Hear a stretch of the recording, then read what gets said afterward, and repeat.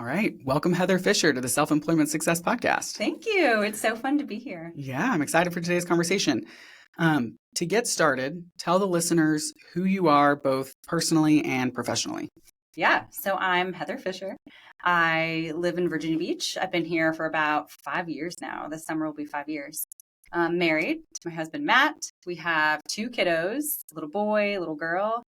Matt and I are both basically from Virginia. I was born in the West, but we have lived here most of our life, but just recently moved back to the region 5 years ago. Fun. Yeah. And tell us about your business. Yeah, so I am what's considered a life and leadership coach. And my niche within that is really focusing on living by vision. In other words, helping people identify their purpose or like their why, like what they're living for and why that matters to them. So I work with both individuals and couples and groups and really help people focus in on their sense of purpose and then kind of take that wherever else they're really focusing in their life. That's amazing. I was actually at this conference recently, and they were talking about how the 3 things every human is longing for. Like when you go into why do you do this job or why do you live this way? It's purpose, belonging, and security. And you can kind of find like people can find belonging in community and security in jobs, but they were harping on this like purpose piece and how like when you lack purpose, everything else kind of begins to crumble. But when you have purpose, everything really comes to life. And I think that's really powerful. Yes. I'm guessing though that you didn't come out of college and just jump in as a leadership and life coach. So what was the journey to get here? Kind of how did you move and grow into this place? Yeah. So shortly after I graduated college, I started working in HR. Specifically it was within organizational development. And then within that, it was employee engagement, which is really just a fancy way to say working on the success of your people within a company. So in that team, we did a lot of work with our employees on leadership development and just how to help them succeed in general. So a piece of that was looking at what the company always called their sweet spot, which is the intersection of business need and what a person cares about and what their strengths are. And so in my time with that team, we would bring in different consultants to come in and train people. And we did a lot of work around basically transformational thinking and helping folks understand how do you really shift how do you take a look at your belief system and how that drives everything you do, right? Like what you see as possible, not possible for yourself, something you consider, right? And how do you really break through barriers? And I remember, so I first went through that as a participant and then later kind of trained in it. And it was truly life-changing for me in a lot of ways and really transformed the way that I thought. And I remember thinking if this can be this impactful within a business context, because of course our leaders would come to that having to focus on like a business goal, right? And we would see huge results from it. And I remember thinking, man, if it makes this much of an impact in business, how cool would it be if we as people focused that much in our personal life and kind of zoomed out and thought, as a person, what is it I really want to live for? How do I want to show up? And how do I then orient everything else around that? So I would say when I was working for that company, it really got my wheels spinning. And that kind of became this, like the seed was planted in my heart, right? And I was like, man, this is just so cool. And so fast forward a few years, one afternoon, my husband, Matt, and I sat down and I had a work mentor who had encouraged us to spend a Saturday making lists about our values, what we want to prioritize. We were on the brink of a lot of change. He was in the process of applying to different grad schools to get his MBA. And we were like, this could just be really good for our marriage and individually. So we sat down and we did that and ended up creating what I now would call a vision statement, a life vision statement. And we made lists about our values individually and then as a married unit. And it was so powerful. It was really, really cool. And looking back, we can see how much that impacted the next really like 6 months and beyond of our life. So he ended up, when he applied to school, he made it through the first round. And when he went in for that interview, one of the questions they asked him was basically like, who are you? Like, tell us who like Matt Fischer is. And he was able to, like, he had this language, like, right off the bat. He's like, let me tell you about it. I just did this. who I am. And what's so neat about it is we were able to speak to, like, in our different ways. Here's who I am. Here's the impacts I'm going to have regardless of the specific company and the specific role I'm in. And that's really what, like, in his case, like business, like admissions, the team, they often want to hear, like, does this person know who they are and what impact they want to make, right? So, and then in my life, again, being on the brink of us moving and uprooting our life, it was so helpful for me as well. So fast forward, he gets into school, we move to Boston, and we are, in that first semester of his MBA program, we are like meeting people constantly, right? And this sounds really funny to say, but truly, I remember being at like cocktail hour with people, and folks would just be asking me about my life, and organically it would just kind of come up. I would like refer to having this vision, and they would be like, well, what is that? And so I would start to tell them, and I just kept hearing a lot of genuine interest of like, well, can you like, that sounds so helpful. Can you teach me how to do that? And I would be like, well, yeah, like, let's get coffee and I'll like walk you through it. And so over time, between conversations like that, and then like I wrote for the school newspaper one time and had all this interest, I just began seeing like, wow, there actually is a lot of need around helping someone walk other people through this process of articulating what they want to live for. So while we were there at school, I just started setting up these cohorts where I would just invite students and I would invite their partners, partner being, you know, whether it was a spouse or a significant other that was there with them. And I would just run these 2-part cohorts and walk them through the process of creating a vision for their life and get feedback. And I would just tweak it and adapt it and like do it over and over again until over time I felt like I had this 2 to 3 part, I called it workshop at the time, that I felt like was impactful. And that really got me. So I started it part-time. I kind of got into the world of coaching through that and kind of ran with it from there. So while you're doing that, these cohorts, you're still working in the HR capacity. Yes. Okay. Yeah. But you're like, this is sort of catching fire and I'm just sort of doing this. Yeah. And at that point, were you charging for it, or was it just like, this is a fun like way to use my time? Yeah. What did that look like? At that point, I was not charging for it. I saw so much of the value for myself is getting that feedback, right? Getting that practice and continually testing, is this a value add? And so for example, I would have like a few words on the school email newsletter that went out. It'd be like Life Vision Workshop Monday at 7 p.m. Right. And I was like, I don't know. It was I remember showing up and being like, there might not be anyone who comes. Like, I don't know. I won't know until I'm there. But every single time it would like fill up. And so I kind of was just testing that hypothesis of, is this a need? And so at the beginning, the first 2 years, I wouldn't charge. Which is so interesting, like boiling it down to just if someone comes across a Life Vision Workshop, you're like, yeah, we're not really doing a ton of marketing work here. Right. We're not like creating catchy graphics or a slogan or giving the agenda. Like, people are seeing just Life Vision Workshop and saying, I need that. Yeah. And I think that speaks to how many people, sadly, are walking through life without vision. It's like, I feel like we're really good at teaching people the 50 states and the capital of every one of them and sending them off into the world and just jumping into the rat race. It's like, here's a bunch of knowledge that maybe you need. Right. Go for it. And people are coming out of college pretty ill-equipped to know, what do I want and how do I do it? They're just taking jobs and working and jumping into a stream of life that will just take them somewhere, whether it's of their doing or not, you know? Yeah. So many people are reactive to how life goes.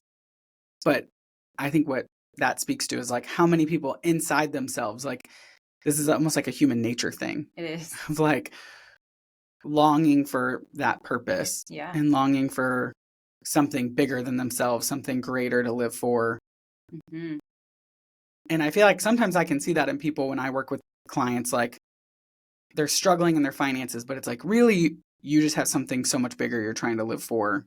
Yes. And are trying to figure out like, what's the way to do that? And for right now, you're either like solving that or quote unquote medicating that with like, if I just have more money, then I'll, be, you know?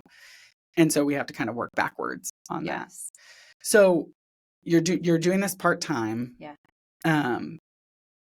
when did that evolve into taking the leap from, okay, I'm now going to do this full time. I'm going to make this my like full-time job. Yeah. So when we moved down from Boston to Virginia Beach, I was pregnant with our first kid. And at that point, that previous year I was actually working with Matt, with my husband's company, full time. And so our goal was, okay, by the time we moved to Virginia and have our first child, we want to hire someone to replace me in that role. And I want to be freed up in my time, extra time to coach. And so that was kind of a natural transition for me of, okay, we're in a new region, which felt scary too, because I was like, well, a lot of my network that I built at that time was up in Boston. True.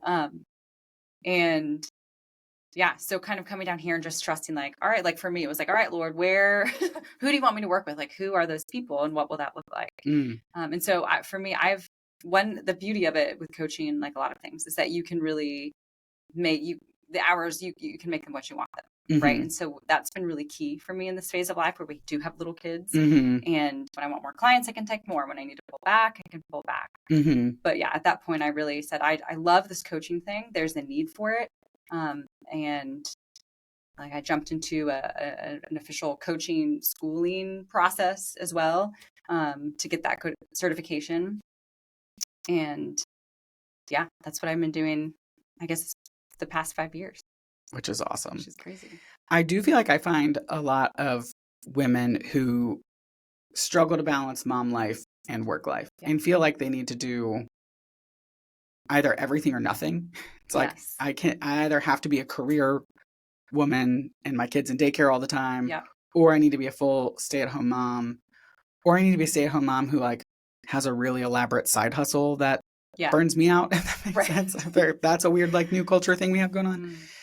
And I do think it's cool to see when someone has such a conviction and a passion to be like, I can actually structure this in a way that works for all areas of who I am.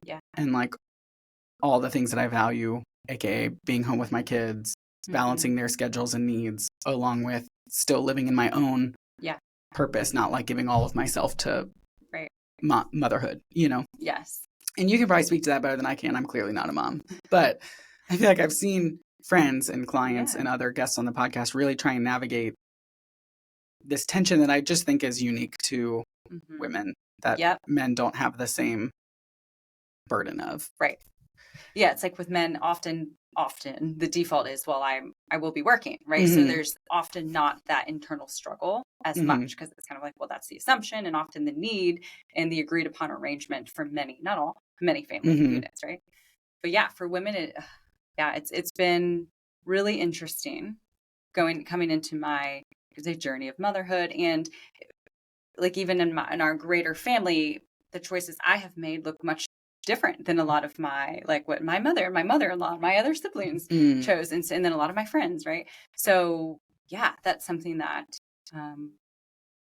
I feel like in every season too, even with each age of really every year, that I kind of come back to reassessing, like, what are their needs? What are my needs? Like as a family, how do we all flourish? And what does that look like for us all to be healthy?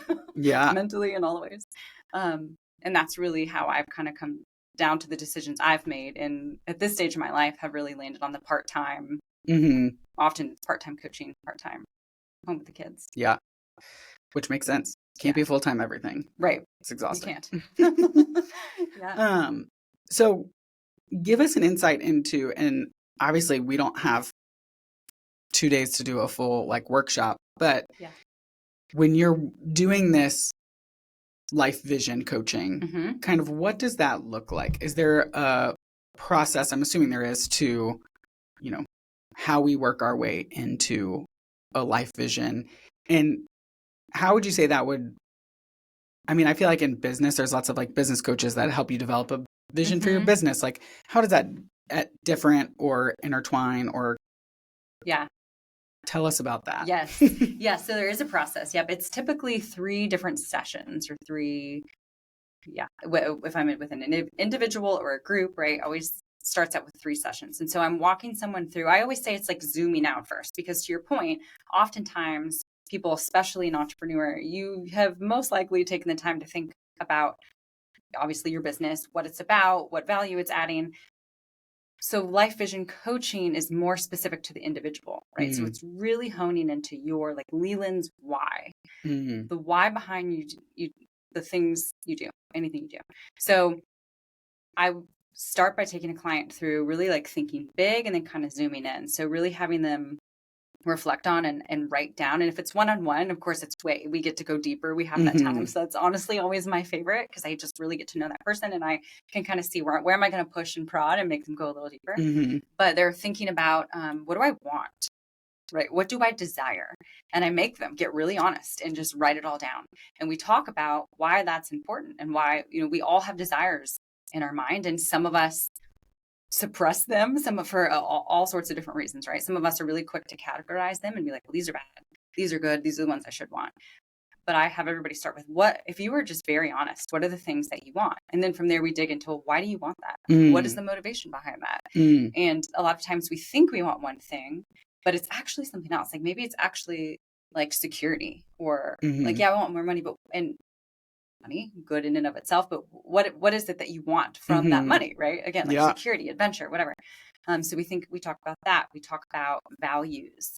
We talk about all these different categories that I always prep people with. Some of these questions are going to feel familiar to you. Like most likely you would walk around saying, oh yeah, I know what I value. But if someone were to say, hey, Leland, quickly give me your top 3 values. It's like, yeah, and they shift with time. So a lot of it too is really equipping people with a framework. It's a mental framework of how to assess yourself and your life. And I always encourage people to come back to it at least once a year. And I always feel like the beginning of a new year is a natural time, right? To kind of, or at a big significant transition in your life. So I'm walking them through these different areas of their life that they're reflecting on. And then we dive into what we call perceived barriers.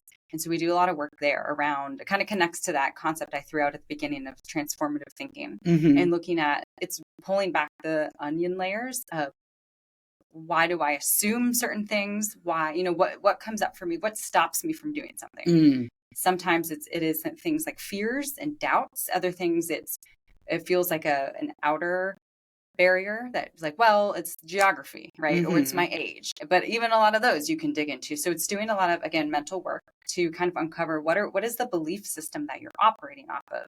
And when I use that belief system, that in this case, that's not just like a faith system, right? But all the different, like our assumptions, our culture, our narratives we've had spoken over us all of our life, all of these things that come together, and it just creates what we know to be true. So we do a lot of work to become aware of that, because that is the goal, to be aware of what drives our thinking, so that when we notice that we are getting hung up and something is preventing us from going forward, you can dig into that and see what is beneath that. And is it truth? And is it valid, or is it not? And then what am I going to do about it? So it's really trying to raise self-awareness and self-agency through understanding what it is that's driving our behavior, so that then the third session is all about action. And there's even I have a really specific template that I then have clients work with after they have done all of this work, and then they've actually written out a vision statement, which is really like a small paragraph. And then this spreadsheet, we talk about, how do you make that actionable? How do you kind of dissect it and create actionable steps to live your life, to start living that out? Gosh, there's so many pieces to that I want to dig into. So general framework is like zooming out. Yeah. Like, what do you want out of life? Who are you? What are your values? But also like digging in, because oftentimes, like you said, sometimes it changes. Sometimes we think we know it, but then when we're tasked to actually like put it on paper, it's like, oh, what is that? Right. And then also then going into like the barriers, the stories we tell ourselves that may or may not be true, but like just all the like insecurities, fears, worries. What will people think? I can't do that. And then action, like having that written down, and how do we actually take action? Yes. There's so many things to what you were saying that I'm like, gosh, I could implement this in the financial planning piece. One of the things I ask people is like, what are your values?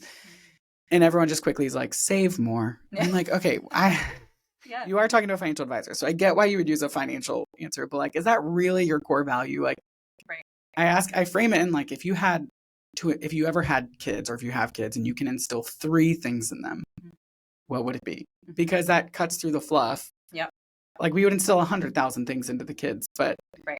if we can really cut it down, like you have 3 things that they're going to take away. Mm-hmm. Typically that gets to their deepest convictions and core. And so often I find, like you were saying, I just want more money. Yeah. It's like, okay, well, psychologically we know more money won't solve it. A study just came out at every income gap or at every income level, whether you make $40,000 or $4 million, when asked how much do you need to be satisfied, every single person put 25% more than what they make. Interesting. So, which is crazy when you look at some of these bigger numbers. You're like, so if you make 4 million, really? you need another million. Right. But, we use that and say like, money's only a tool for you to build your life. You have your time, your energy, your faith, your health, your relationships, and your money. And this is just one of the resources that we're going to work on to try and craft a life that actually moves you into abundance and purpose. And so now I'm like, gosh, I need all my clients to go through. Yeah. That's the thing. Everybody needs it. Oh, yeah. And when you said, it cuts through the fluff, it made me think of whether we acknowledge our core values and our desires or not, they have a way of coming out, right? So if it's in there and if it's something we truly want, even if we say, well, I just value, some more time with family, right? If there's other things in there that we haven't addressed and haven't dug in, like they have a way of coming out. And so we all need this type of mental exercise and framework to sit and say like, okay, what in the stage of life right now, what do I really value? What do I really prioritize? And what do I want to live for? Because the other beauty in that is if we're really honest with ourselves and we take a look at what's there, if we don't like what's there, we're equipped to shift it, right? To make a change. And that's one thing I always say when we look at something called core values. So I have clients do this kind of brain dump of their values. And then we say, what are your core? And so you identify that by thinking of a time when you've had to make a hard decision. And it's like when push comes to shove, which values typically guide your decision? And if you don't like what you see, change it. You can do something about it, right? Yeah. And so that's also then where like that accountability and that coaching is really helpful. But to your point, it's like we all need it. And I love the like agency. It's going to change. Like who Leland is now with, a child and a foster kid and a business is different than who Leland was at 22, jumping out into the big bad world, like what you said, what I need to prioritize, like how I live my life, how I think about things shifts and changes just based on natural life stage, growth. Like we're always growing and becoming someone new. And so like, I like that there's, like you said, it's a framework. It's not a box. Right. We're not like, here's this box that you're just going to live in. You're this forever. Yeah. It's, this is who you are today and how you live, and you used the word earlier, flourish, which I really like. How do you flourish now? And then in the year we evaluate it. And if things have changed or your life has changed or you have new challenges or decisions you have to make, I just think it really is like having the agency to make a choice is really powerful. In my own life, when we had our son who had a lot of medical complexities, there was a lot of victimhood of like, we are victim to this circumstance. We did not choose this. And it took me a while to really realize like we did not choose this, but we get to choose how we show up to this and like the decisions we make with this. And in my life, I was living such a victim mentality on the inside. You wouldn't have known it on the outside, but was realizing like, if I stay a victim or I stay reactionary, eventually I'll just become a villain. Like I will harden, I will become cynical, I will become angry, or I can choose to kind of go back to like, who are we? We have this new life ahead of us. What are our core values? What are the decisions we're going to make, and what do we want to show up to and how? Yeah. And almost like you said, there was a big transition. We almost had to recraft who are the grosses now, and what are we going to lean on, and how are we going to build that? But I think for a long time, we didn't think, and I definitely didn't think we had that agent. It felt like the agency was stripped. Right. Because of an external circumstance that kind of came in. And it took a book and a couple swift kicks in the butt by dear friends to be like, yes, this is going on and your son's awesome and we need to like figure it out and you need to figure it out. And so like, what are you going to do? Yeah. And like you said, when you're faced with these things, like what are the core values that are going to stand? Right. Which I think is really such a powerful, like, what's the word? Catalyst towards deep growth and fast growth when you kind of have this, okay, like this is who we are. Yes. And it's clear and we know it now and we can choose that. And we can choose what are the stories we tell ourselves. Like, I think some of those barriers are huge. And I think my wife and I go back to like, how are we experiencing this person, each other? What's the story that we're coming up with? Because we're always writing stories. Yes, we are. Which is where the like, I'm not even going to like ask because if I do, this is how this person's going to respond. The assumptions come from the story I told myself that this is how this person. Right. It's like, is that really true? Right. And if it's not true, do I want to know? Because I feel like sometimes we like almost protect ourselves with stories. Right. It's like, if I'm going to choose growth, like I need to be open to how these stories actually will play out. Yes. And I just feel like there's such a richness to that. And so I love that, like, and I'm rambling, but I'm almost like hearing you and like pulling like, oh, these are like little bits of my life that have kind of like reflected that. I love that you have kind of like here's a process to just do that on the front end.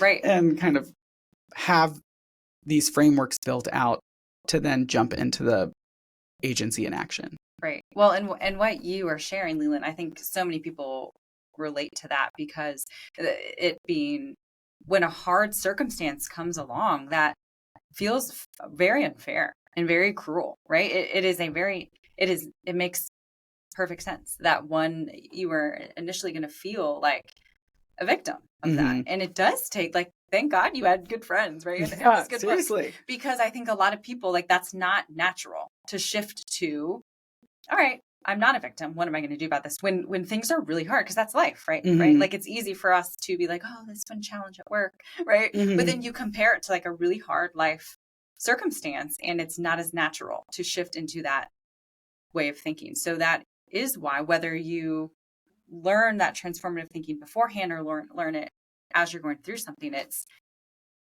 both are great, right? Because if you can learn, the more you learn to catch the thought process and say, I'm recognizing I'm feeling this. Okay. Makes sense. I'm feeling this, but now what do I want to do about it? Right. I can either live, like you were saying, I can let this make me maybe someone I don't want to be, or I can say, who are we still, regardless of the circumstance? And that's where there's so much power. And I think that can sound maybe like just pretty words to people initially, but when you really dig into it and when you have someone asking you, kind of bringing you back to, well, who are you? Who do you want to show up as? And so what does that look like right now in the situation? What can you do?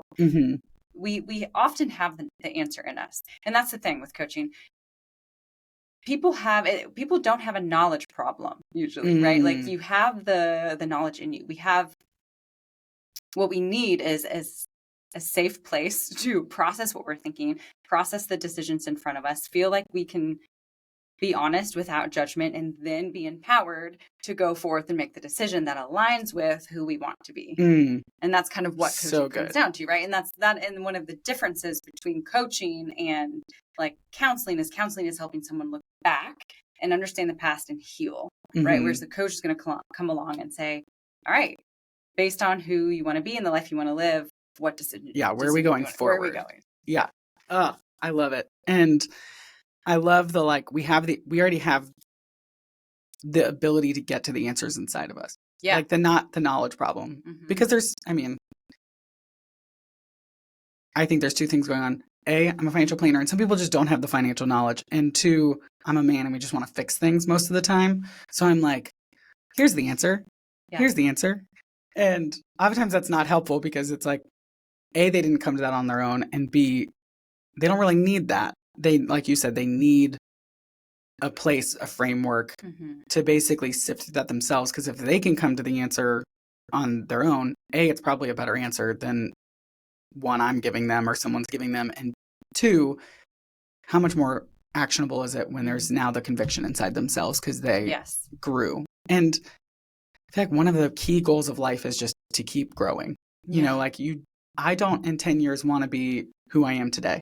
Yep. You know, not that I don't like who I am today, but just I want to keep growing. Yeah. And I feel like the human soul is like trees or like plants. Like they just grow until they die. Yeah. Like a tree just keeps going. Yep. And then one day it's dead. Right. And whereas I feel like we think like we grow and then we retire, we arrive, and we kind of like coast for the rest of our lives. Yeah. And that's just not how it works. I feel like if you stop growing, you're dying in many ways. And so I just love that like a lot of this is just how do we keep growing? How do we keep becoming evolving? Yeah, I just think that's so powerful. And the last thing you said when you were originally going through that I really appreciate is, and we've referenced it a few times, how powerful, like I think mission and vision, at least on a business front, like, you know, my website has like a mission and vision statement and core values. And I feel like that's a thing, but oftentimes you find businesses or people who have them, but it's not really how they're living, or it's not like the business has some really catchy phrase. Yeah. And that's basically all it is. It's not educating how they're showing up, how they're serving, how they're caring for their employees, and I'm sure that's true in personal coaching, but I like that your framework is, this is just pretty words until it's actually really powerful action. Yes. And we can go through all this and you can create a pretty thing that you can like, you know, frame on your wall above your bed if you want, or this can be a really deep, impactful tool to flourish yourself and like help others around you flourish, like have impact. Yes. And I think really that's the value of this is like creating action. Yes. And so I like that that last piece is like, we've done all this work and that could be like really good and probably, I mean, is really impactful just on like awareness and growth from there. But like, now what do we do now that we have this paragraph statement? Yes. You know, and how do we let that actually educate us when we're going through transition or like, just living our life? Like, how do I spend my time? What job do I take? You know, I'm moving up in my career. What are good actual strategic moves for me and my family and my life and what I care about? I just think that piece, if left off the table, can become a loss. Yes. You know, I agree. 100%. So powerful. Yeah. Okay. So you've grown into this powerful place. For you on this journey from, you know, working in HR and you said it was team developed community employee engagement. Employee engagement to now, you know, going full-time in this or like making this your full-time gig. What has surprised you the most on this journey? Yeah. I think just the number of people who, when I'm talking, whether it's a conversation of like, oh, tell me what you do, or I'm sitting next to someone in Barnes & Noble coffee shop and they strike up a conversation and we get into that, the number of people who can connect with it and they're like, oh, I need that. And I think why it has surprised me is because, you know, when there's something you care a lot about, you're like, what's my passion? I find it interesting, but you're like, I don't always know if other people will. But just that to find, again, how much of a need it is for all of us to, again, like at the very beginning, you mentioned you find that it's a very humanistic thing to ask those questions of why, like, what is my sense of purpose? And I believe it's literally written into us, like stitched into the way we were made, to want to know, like, what significance does my life have? So I think what continually surprises me is that there's always a need. There's always someone whose life will be greatly impacted by getting clarity as to what it is they're living for. And so I think then getting to walk alongside people and help them just watch as they become unlocked, right? To identify, like, this is what I'm passionate about, is the most life-giving thing. And I think that's really, I need that in the moments that can feel discouraging, or like, for example, when we moved down here and I kind of was like, who will I work with next? How will I build that community? Right. And then just being reminded, like, oh no, there's always someone who needs that. Yeah. I like that framework of like, it's stitched into us. I'm like, yeah, you're doing something that's innately built into everyone. So innately there will be people Yes. who want it. You'll always have Exactly. clients. Exactly. It is not like it is a recession-proof business. Yes. Yes. Um, okay. And then what for you on your journey, like, was there a low point for you in kind of your journey of growing this business or like skill or trade? Yeah. So when we were in Boston and I was running these cohorts for students and partners, at the time, the Life Vision portion was a 2-part session, and I often felt like, kind of like what we were articulating earlier, you were hitting on how so much of the value is folks taking this clarity of vision they have and then doing something with it, right? Like Mm-hmm. feeling empowered to take action and keep it going, keep that momentum going. And I often felt like, I think because of 2 things. One, again, in a group setting, it's harder to have the time to like go as deep with people. So because of that at play, and then because of time was just limited because students are crazy busy, right? When I would there, I had some nights when I felt like at the end of night 2, folks would leave and I just wondered like, like, are they going to take this and keep going? Are they going to continue to go? And I think because I care so much, Yeah. my brain was always like, what else can I do? How do I make sure they really get it? And so I think having to recognize, I can't control how much someone will or won't take ownership and momentum going forward. But as a coach facilitator, I always can get better on my end of making sure they are equipped to do what they have to do. So in a way that felt like that would feel like a low at times when I would wonder, shoot, are they really so they have some clarity, but now are they really going to keep it going? But that really, I tried to just let that fuel me, like to just keep thinking, okay, what else do I want to build in? And so since then, I definitely further built out that part 3 of, and now I'm very clear up front. If you're committing to this, it's at least this much time, and we're doing at least these 3 steps because I want you to leave knowing that I can't change your life for you. I can help equip you, but you have to take the agency here to keep it going. But I think for personalities who, and I imagine many entrepreneurs in their own business and their own niche feel this way to some extent, right? Where you're like, when you care so much about your thing, right? And you want to make sure the person gets it. Oh yeah. I feel like as you're saying that, I'm like, yep, that's Yeah. just in people's finances. Like, I feel like the best way to keep people on track is to have them bought in. So I'm like kind of crafting like maybe now that we're talking about it, maybe more of like a coaching side of it, but like trying to figure out like, how do we work in this that really develops buy-in? That's not just, okay, we're putting your money in a Roth IRA, but like, why are we doing that? What's your, like, how are we building your life with your money? And kind of always figuring out how to craft my trade on like my side, if that makes sense. Or, how do we serve people better? How do we provide more value?